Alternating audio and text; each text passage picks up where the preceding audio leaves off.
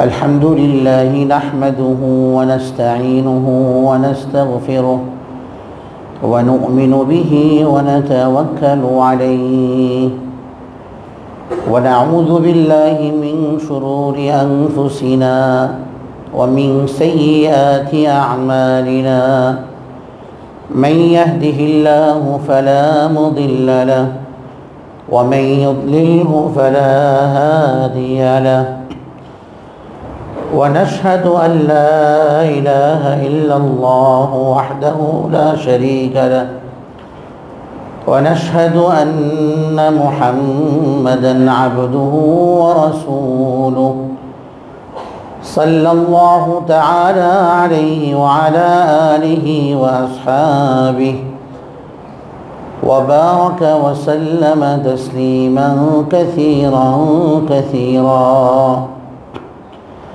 أما بعد فأعوذ بالله من الشيطان الرجيم بسم الله الرحمن الرحيم كل نفس ذائقة الموت ونبلوكم بالشر والخير فتنة وإلينا ترجعون وقال الله تبارك وتعالى وهو الذي جعل الليل والنهار خلفة لمن أراد أن يذكر أو أراد شكورا صدق الله مولانا العظيم وصدق رسوله النبي الأمي الكريم ونحن على ذلك من الشاهدين والشاكرين والحمد لله رب العالمين اللهم صل على محمد وعلى آل محمد كما صليت على إبراهيم وعلى آل إبراهيم إنك حميد مجيد اللهم بارك على محمد وعلى آل محمد كما باركت على إبراهيم وعلى آل إبراهيم إنك حميد مجيد الحمد لله محترم معزز علماء کرام بزرگان دین ও আমার সর্বস্তরের প্রাণপ্রিয় মুসল্লিয়ান کرام আলহামদুলিল্লাহ আল্লাহ রাব্বুল আলামিনের দরবারে অসংখ্য অগণিত শুকরিয়া এবং কৃতজ্ঞতা আদায় করছি যিনি আমাদেরকে আজকের নতুন বছরের প্রথম জুমাতে উপস্থিত হওয়ার সৌভাগ্য দান করেছেন। হিজরি সন এবং ইসলামী সনের মুসলমানদের সনের নতুন বছরের প্রথম জুমা 1446 হিজরি সনের প্রথম মাস মুহররম মাসের আজকের প্রথম জুমা 5ই মুহররম আল্লাহ রাব্বুল আলামিন আমাদেরকে সুস্থ সুন্দর শরীরে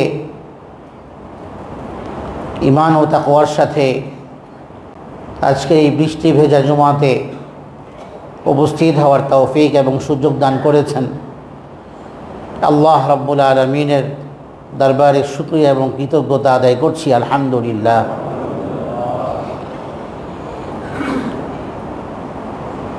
নতুন বছর শুরু হয়েছে, আমাদের অনেকেরই হয়তো জানা নেই। একটি বছর আমাদের জীবন থেকে বিয়োগ হয়েছে। ইসলামী সন, হিজরি সন বা আরবি সন, এটা মুসলমানদের সন। মুসলমানদের এই সনকে মুসলমানদের হেফাজত করা দ্বীনি দায়িত্ব এবং কর্তব্য। নতুন বছর আসলে বর্ষ পালন বা নববর্ষ বিভিন্ন ধরনের সংস্কৃতির নামে অপসংস্কৃতি, রসুম এবং রিওয়াজ, প্রথা প্রচলন আমাদের সমাজে আছে। আমাদের সমাজে বর্ষবরণ উৎসব পালন করা হয়। আমাদের সমাজে 31st নাইট উদযাপন করা হয় বর্ষ বরণের নামে, নতুন বছরকে বরণ করার নামে বিভিন্ন প্রথা আমাদের সমাজে প্রচলিত, যেগুলো মূলত আমাদের সংস্কৃতি নয়। কিন্তু আজকে অবচেতন মনে হলেও গড্ডালিকা প্রবাহে গা ভাসিয়ে দিয়ে মুসলিম সমাজের লোকেরাও, সদস্যরাও সেই সমস্ত অপসংস্কৃতির আগ্রাসনের শিকার, এবং তারাও সেই ধরনের রসুম রিওয়াজকে পালন করে। রসুম এবং রিওয়াজ মানে প্রথা এবং প্রচলন, এটা কাফের মুশরিকদের বৈশিষ্ট্য। আজকে আমাদের সমাজে অনেক মানুষ, অনেক মুসলমান নামের মানুষেরা রসুম এবং রিওয়াজ পালনে খুব বেশি আগ্রহী। এতে ইসলামের বিধান টুকরো হয়ে যাক, ভেঙে যাক, তাতে আমার কিছু যায় আসে না। কিন্তু আমি আমার দীর্ঘ বংশে, সূত্র পরম্পরাতে হয়ে আসা, চলে আসা রীতি রেওয়াজ হোক সেটা ইসলামের বিরুদ্ধে, ইসলাম বিরোধী, দিন বিরোধী, আমাকে পালন করতেই যেন হবে, এই একটা মনোভাব আমাদের অনেকের মধ্যে কাজ করে। শুনুন, এই মনোভাব কাফেরদের, এই মনোভাব মুসলমানদের হতে পারে না। যারা ইসলামের কালিমায় দীক্ষিত মুসলমান, ইসলামের শিক্ষা সবসময় গুরুত্বপূর্ণ, তাৎপর্যপূর্ণ, অর্থপূর্ণ, অর্থবহ।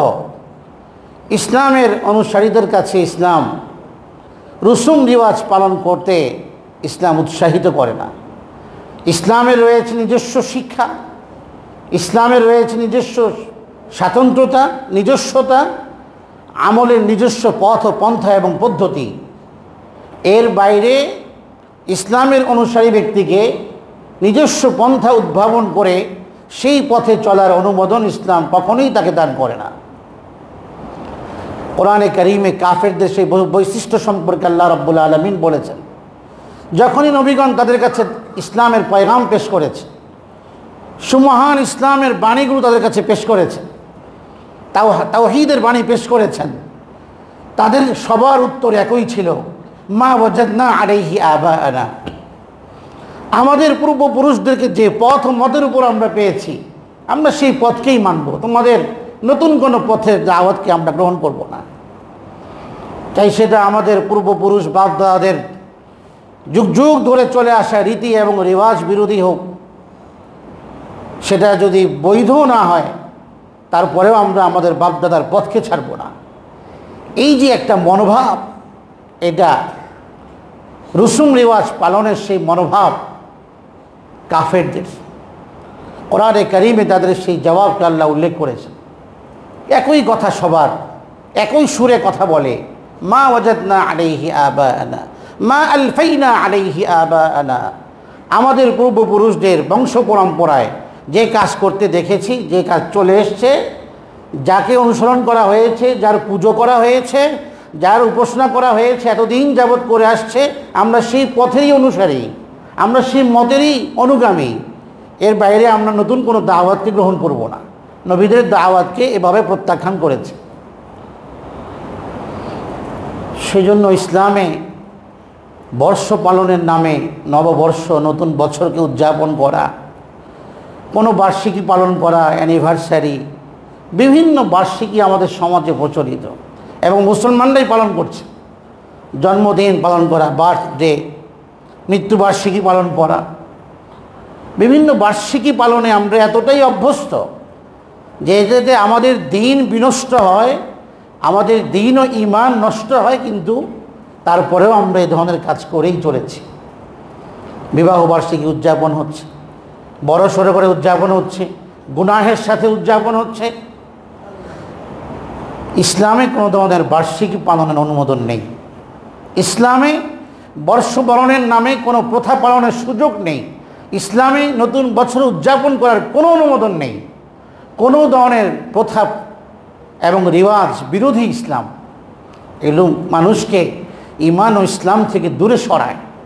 প্রথা এবং প্রচলন, বিভিন্ন রসুম রিওয়াজ গর্হিত কাজে, এবং যেগুলো আমাদের কাছে সংস্কৃতি বলে চালিয়ে দেওয়া হয়েছে, আমাদেরকে গিলানো হয়েছে, আমরা সেগুলো গিলে সেগুলোকে আমরা সংস্কৃতি মনে করি। সেটা আমরা উদযাপন না করলে, সেই সংস্কৃতি পালন না করলে মনে হয় যে আমি সভ্যই না, আমি মনে হয় অসভ্য। অথচ সেই সংস্কৃতির নামে অপসংস্কৃতিগুলো পালন করাটাই বরং অসভ্যতা, অভদ্রতা। সেই সমস্ত সংস্কৃতির নামে অপসংস্কৃতির মধ্যে কি হয়? কোত্থেকে আসলো এই জন্মদিন পালন, বার্থডে পালন? সেই খ্রিস্টানদের থেকে আসছে। ঈদে মিলাদুন নবী উদযাপন করে এক শ্রেণীর লোকেরা, তথাকথিত রসুল প্রেমিকেরা।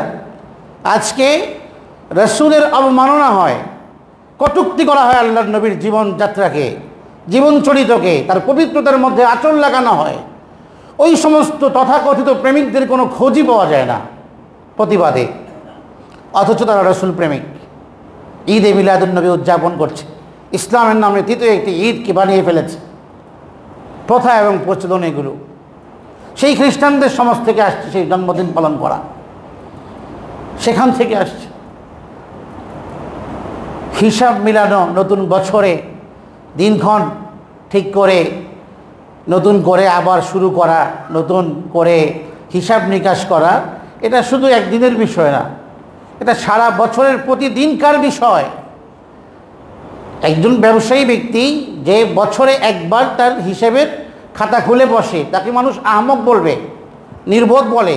লোকটা কেমন ব্যবসায়ী? প্রতিদিন হিসাব করে না, একদিন শুধু করে, বছরের একদিন। তো একজন সচেতন ব্যবসায়ী যেমন প্রতিদিন তার লাভ লসের হিসাব করে, একজন মুমিন সে আখিরাত ব্যবসায়ী, আখিরাতের সাফল্য অর্জনের জন্য আল্লাহর সাথে ব্যবসা করবে।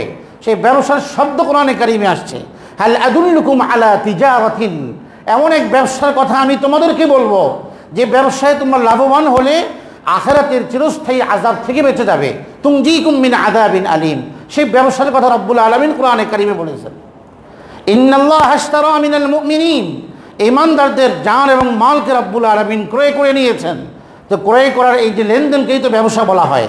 একজনে পণ্য কিনবে, আরেকজনে তার মূল্য প্রদান করবে, এই পারস্পরিক এই যে লেনদেন, এটাকেই তো ব্যবসা বলা হয়।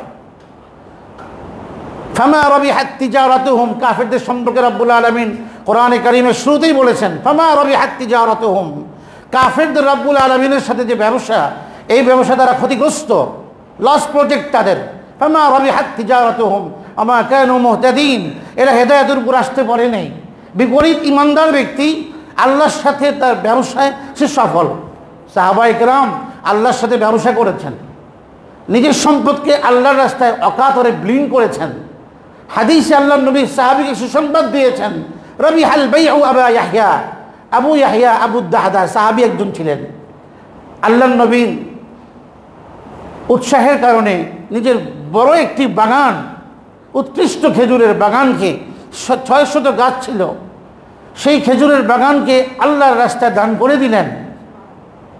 নবী করিম সাল্লাল্লাহু আলাইহি ওয়াসাল্লাম বললেন, রাবিহাল বাই, এই ব্যবসায় সে লাভবান হয়ে গেছে। এরা তিজারা মা আল্লাহ, মুমিন আল্লাহর সাথে ব্যবসা করবে। ঈমান অনেক আমলের ব্যবসা, দ্বীন ও ঈমানের ব্যবসা রব্বুল আলামিনের সাথে।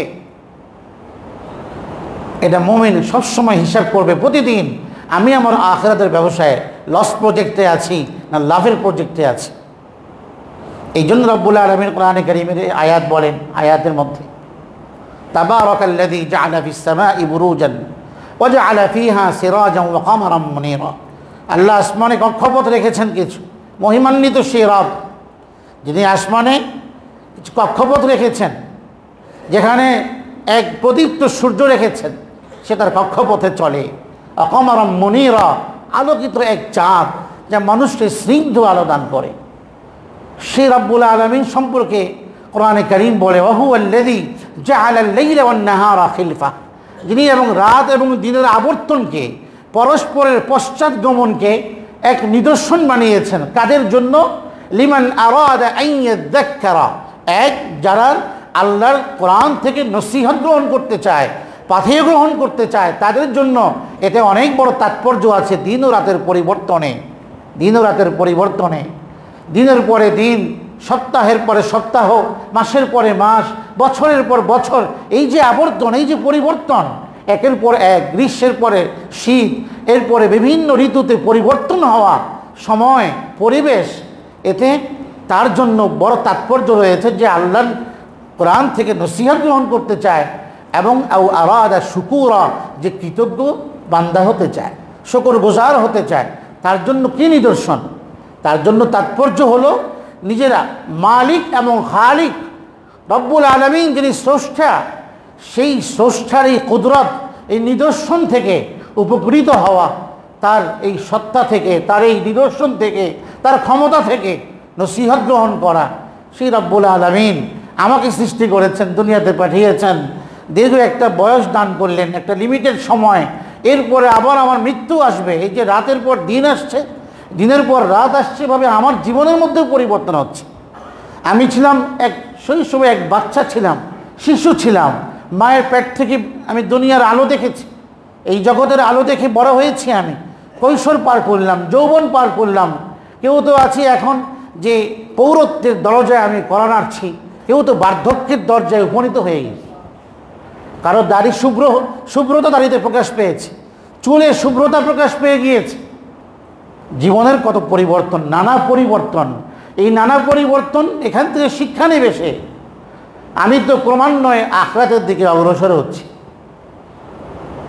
যে মাগরিবের নামাজ 3 রাকাত সূর্যাস্তের পরে আদায় করতে হয়, সূর্যাস্তের আগেই নামাজ পড়ার সুযোগ নেই। তো আল্লাহ রাব্বুল আলামিন মাগরিবের নামাজ থেকে বোঝান আমাদেরকে, মাগরিবের নামাজ 3 রাকাত।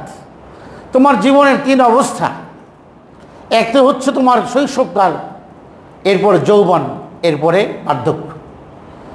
3 রাকাত নামাজ যেমন সূর্যাস্তের পরে পড়া হয়, তোমার জীবনের এই 3 ধাপ যা পর্যায়ক্রমে তুমি ক্রমান্বয়ে অতিক্রম করছো, শৈশব থেকে যৌবনে পদার্পণ করছো, তোমার উচ্ছ্বাস, তোমার শক্তি, তোমার পাওয়ার কত বেশি। এক এক সময়ে এক এক চাহিদা। শিশুকালে যে চাহিদা থাকে, যুবক হওয়ার পরে সেই চাহিদা আর বিদ্যমান থাকে না। পৌরত্বের দরজায় কড়া নাড়ার পরে যখন সে পৌর হয়, যৌবনে সে উচ্ছ্বাস থাকে না, বার্ধক্যে আসার পরে তো সব ম্লানি হয়ে যায়। এই যে পরিবর্তন তোমার জীবনে ক্রমান্বয়ে, তোমার জীবনের সূর্য একদিন স্তমিত হয়ে যাবে। তোমার জীবনের সূর্য একদিন, তোমার জীবন প্রদীপ নিভে যাবে, যেমন সূর্য অস্তমিত হয়। তোমার জীবনের সূর্য একদিন অস্তমিত হয়। দিন ও রাতের পরিবর্তনে আমাদের জন্য নিদর্শন, এখানে শিক্ষা, পাথে গ্রহণ করা। দিন যাচ্ছে, বছর যাচ্ছে, আমি মৃত্যুর দিকে ধাবমান। এই জন্য আরবি এক কবি বলছেন এই কথা যে তুমি তাজাওয়াদ মিন হায়াতিকা লিল মাআদি, আখিরাতের জন্য কিছু সংগ্রহ করো। খুম লিল্লাহি ওয়াজমা খায়রা যাদি, ভালো কিছু সঞ্চয় করো আখিরাতের জন্য। লা তারকান ইলা দুনিয়া কাসীরান, দুনিয়া করো না। ফাইন্নাল মালা ইউজমাউ লিন নাফাদি, দুনিয়ার সম্পদ তো সঞ্চয় করা হয় এটা মিরাস ওয়ারিসদের জন্য। তুমি সঞ্চয় করে যাচ্ছ, নিয়ে যেতে পারবে না। আতারদা আন তাকুনা রাফিক কওমিন, তুমি চাও তুমি নেককারদের সঙ্গী হবে ময়দানে মাহশারে। লাহুম যাদুন ওয়া আনতা বিগাইরি যাদি, তাদের তো পথেও আছে, সঞ্চয় করে নিয়েছে আখিরাতের জন্য। তোমার সঞ্চয় কি? তোমার তো সঞ্চয় নাই আখিরাতের জন্য।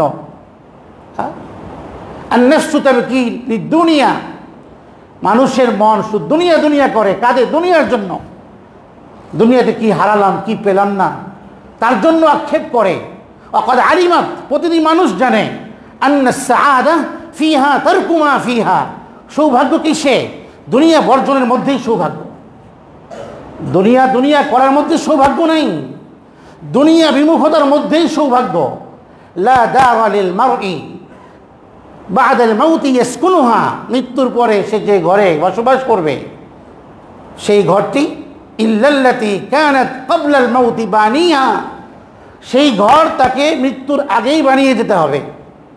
মৃত্যুর পরে সে যে ঘরে বসবাস করবে সেই ঘরটি মৃত্যুর আগেই তাকে দুনিয়াতে থেকেই বানিয়ে যেতে হবে।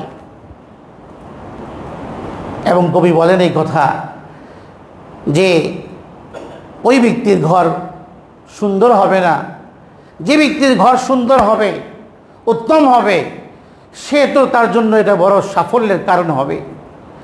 আর যে ব্যক্তি তার সেই ঘর নির্মাণকে সুন্দর করল না, খাবা বানিহা, তার প্রতিষ্ঠাতা সেই ব্যক্তি, সেই নির্মাণকারী ব্যক্তি ক্ষতিগ্রস্ত হবে। ইনদারুহু ইন তাবা মাসকানুহু ফাখাইরুল লাহু, যদি তার ঘর সুন্দর হয় মৃত্যু পরবর্তী জীবনের, তার জন্য এটা অনেক বড় কল্যাণ। আর যদি তার ঘর সুন্দর না হয় তো তার জন্য এটা অনেক বড় ব্যর্থতা এবং গ্লানির বিষয় হয়।